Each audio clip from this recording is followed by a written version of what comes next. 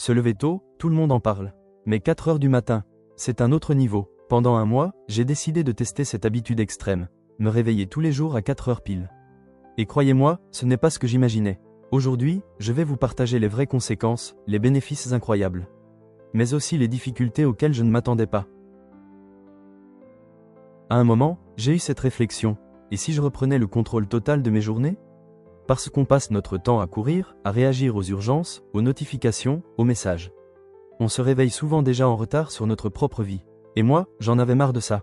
J'en avais marre de subir mes journées au lieu de les créer. Alors j'ai cherché comment inverser le rapport. Comment être en avance sur le monde au lieu d'être entraîné dans son tourbillon. Et c'est là que j'ai découvert cette idée, se lever à 4 heures du matin. Pas juste tôt, non, à une heure où personne ne bouge, où les réseaux sont calmes, où tout est figé. J'ai lu des témoignages de sportifs de haut niveau, de militaires, de gens ultra disciplinés qui disaient que cette heure leur donnait un sentiment d'avance, un avantage mental et stratégique. Mais ce n'est pas ce discours de winners qui m'a convaincu. Ce qui m'a intrigué, c'est cette idée d'être seul avec soi-même, avant que le monde ne s'éveille. D'avoir quelques heures où personne ne t'attend, où rien ne t'interrompt, où tu peux juste exister en pleine conscience. C'était presque spirituel pour moi. Une manière de tester mes limites, mais aussi d'observer ce qui se passe quand tu choisis d'aller à contre-courant du reste du monde. Je ne voulais pas juste copier une habitude à la mode. Je voulais comprendre, ressentir, voir ce que ça changeait dans ma tête, dans mon énergie, dans ma manière de vivre. Parce que derrière chaque habitude, il y a une transformation possible.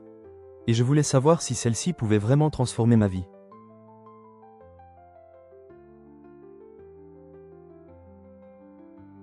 Les premiers jours, c'était la guerre. Une guerre silencieuse, invisible, mais d'une intensité folle. Tu crois que tu vas juste te lever plus tôt, mais ce n'est pas ça. À 4 heures, ton corps ne comprend pas. Ton esprit est encore prisonnier de la nuit. Il n'y a pas ce petit fond sonore, pas un bruit dehors. Même les oiseaux dorment encore. Tu ouvres les yeux dans une sorte de vide. Et dans ce vide, tu dois faire un choix. Te lever, ou céder à cette voix douce qui te dit « tu mérites un peu plus de repos ». Le premier matin, j'étais complètement désorienté. Mon corps voulait rester allongé. Mes pensées étaient floues, comme engluées dans un rêve qui ne voulait pas partir. J'avais l'impression de lutter contre moi-même. Et chaque pas jusqu'à la cuisine ressemblait à une victoire. Je me souviens de ce silence. Ce n'était pas un silence apaisant, au début. C'était presque oppressant, comme si j'étais seul au monde. Et pourtant, au milieu de cette fatigue, j'ai ressenti un truc étrange. Une forme de lucidité brute. Dès que j'ai fait mes premières pompes, mon esprit s'est éveillé d'un coup. Il n'y avait aucune distraction, aucun bruit, aucune pensée parasite. Juste moi, face à moi-même. Et cette sensation, je ne l'avais jamais eue avant. C'était comme si mon cerveau, privé de toute stimulation extérieure, se recentrait naturellement. Mais attention, les premiers jours, c'est un vrai combat. Tu as envie d'abandonner, de te dire « à quoi bon ?» Parce que ton corps te tire vers le lit, parce que tu ressens le manque de sommeil, parce que tu doutes. Et c'est là que tu comprends. Le plus dur n'est pas de se lever à 4 heures, le plus dur, c'est de choisir de ne pas rester au lit. Le vrai défi, il se joue dans ces 10 premières secondes. Quand ton réveil sonne, tu es face à ton confort, à ta volonté. Si tu gagnes ce petit duel, le reste de la journée t'appartient. Ces premiers matins ont été les plus rudes, mais aussi les plus révélateurs. Parce qu'ils m'ont montré que la discipline, ce n'est pas spectaculaire. C'est un choix, répété, dans le silence, sans témoin, sans applaudissements. Juste toi et ton engagement. La deuxième semaine, quelque chose a basculé. Mon corps, lentement, a commencé à comprendre que 4 heures, ce n'était plus une punition, mais un rendez-vous. Et ce rendez-vous, je l'attendais presque. Parce que j'ai découvert ce que peu de gens connaissent. Le silence total. Un silence qui n'existe pas à d'autres moments de la journée.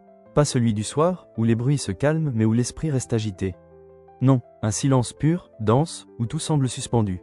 Entre 4 heures et 7 heures, le monde est comme figé.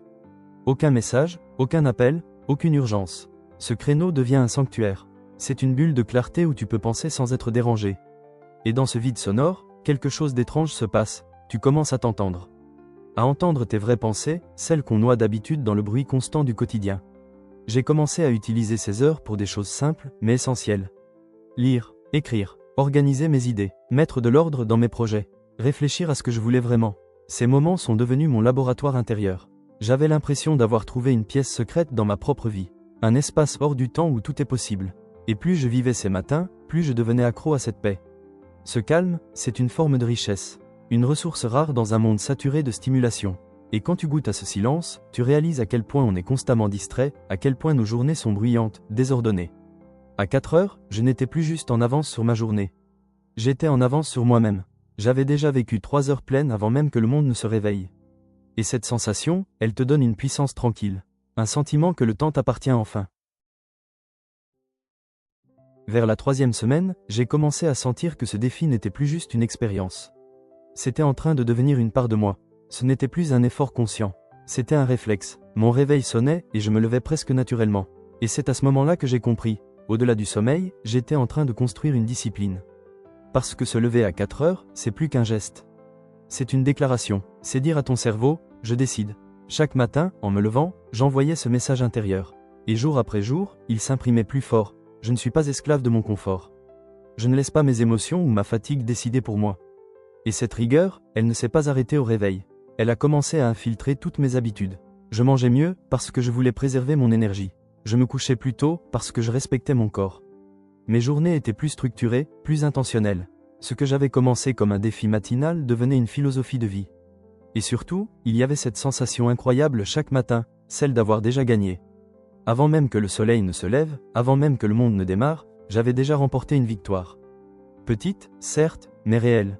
Et accumuler ces victoires invisibles, c'est construire une confiance solide.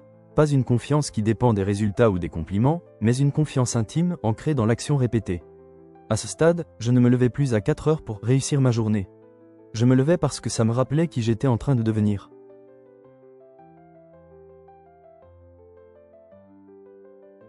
Avec le temps, les effets ont commencé à se voir. Pas juste dans ma tête, mais dans ma vie entière. Le premier bénéfice, c'est la productivité. Pas celle qu'on affiche pour se vanter, mais la vraie, celle qui vient d'un état de concentration pure. Entre 4 heures et 7 heures, j'avançais comme jamais. Pas de notification, pas d'interruption, pas de multitâche. Juste un focus absolu. En 3 heures, je faisais parfois plus qu'en une journée entière passée à courir partout. Ce n'était pas une question de temps, mais d'intensité. Ensuite, il y a eu le mental. Commencer la journée dans le calme, sans pression, sans urgence, c'est un luxe rare. J'avais du temps pour moi avant que le monde n'exige quoi que ce soit de moi. Et ça, c'est un cadeau. Je me sentais plus ancré, plus stable, plus serein. Les journées n'étaient plus des courses, mais des missions. J'étais préparé, centré. Et puis il y a eu cet effet secondaire que je n'avais pas anticipé, le sommeil. En me levant si tôt, j'étais naturellement fatigué le soir. Fini les nuits passées sur le téléphone, les insomnies inutiles. Mon corps réclamait le repos à la bonne heure. Et pour la première fois depuis longtemps, j'ai retrouvé un rythme naturel. Je dormais mieux, plus profondément. Mon sommeil avait retrouvé sa vraie valeur. En fait, se lever à 4 heures ne m'a pas juste donné plus de temps. Ça m'a donné du meilleur temps. Des heures de qualité, de silence, d'intention. Et quand tu vis ça, ta perception du temps change. Tu ne veux plus le gaspiller.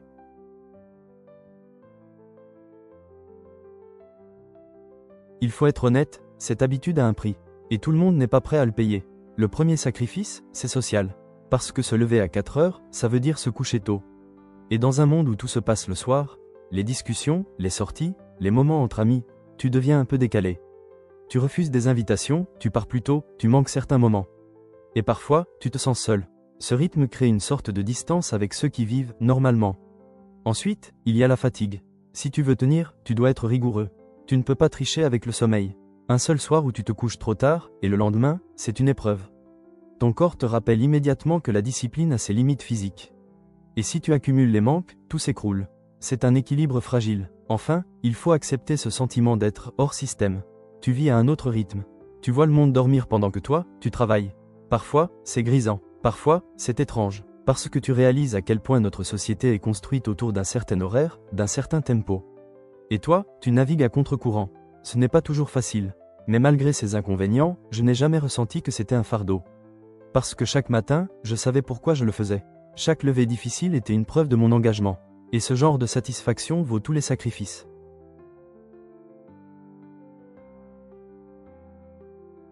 Après un mois, j'ai pris du recul. J'ai regardé ce que cette expérience avait changé. Et la réponse était simple, beaucoup plus que ce que j'imaginais.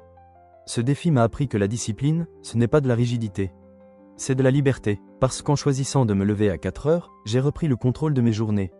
J'ai cessé de courir après le temps, j'ai appris à le créer. Ce rythme m'a offert un espace de clarté, de calme, d'intention. Et ça, c'est inestimable. Oui, il y a des sacrifices. Oui, ce n'est pas pour tout le monde. Mais pour moi, c'était un tournant. Une manière de prouver que le changement profond ne vient pas des grandes décisions, mais des petits gestes répétés. Chaque matin à 4 heures, c'était un rappel. Tu peux te transformer, pas en un jour, mais en choisissant chaque jour. Et surtout, j'ai compris que ce n'était pas une heure magique. Ce n'est pas 4 heures qui changent ta vie. C'est le fait de prendre cette décision consciente, d'aller à contre-courant, de choisir la difficulté quand tout invite à la facilité. C'est là que se trouve la vraie transformation. Aujourd'hui, ça fait plus de 6 mois que je vis à ce rythme. Et non, je ne reviendrai pas en arrière. Parce que ce que j'ai gagné va bien au-delà du temps. J'ai gagné du sens. Maintenant, je te pose la question. Est-ce que toi tu serais prêt à tenter? Pas forcément pour un mois. Peut-être juste une semaine. 7 jours où tu décides de prendre une longueur d'avance. 7 matins où tu dis je choisis le contrôle, pas le confort. Essaye, regarde ce que ça fait d'être éveillé quand tout dort. De travailler dans le silence. De te lever avant le soleil, avant les notifications, avant le bruit. Peut-être que ça ne sera pas fait pour toi. Peut-être que oui, mais tu ne le sauras jamais tant que tu n'auras pas essayé. Et si ce genre d'expérience t'inspire, si tu veux continuer à explorer avec moi d'autres habitudes, d'autres défis, d'autres manières de reprendre le contrôle de ta vie, abonne-toi, et surtout rappelle-toi qu'on change sa vie en changeant ses habitudes.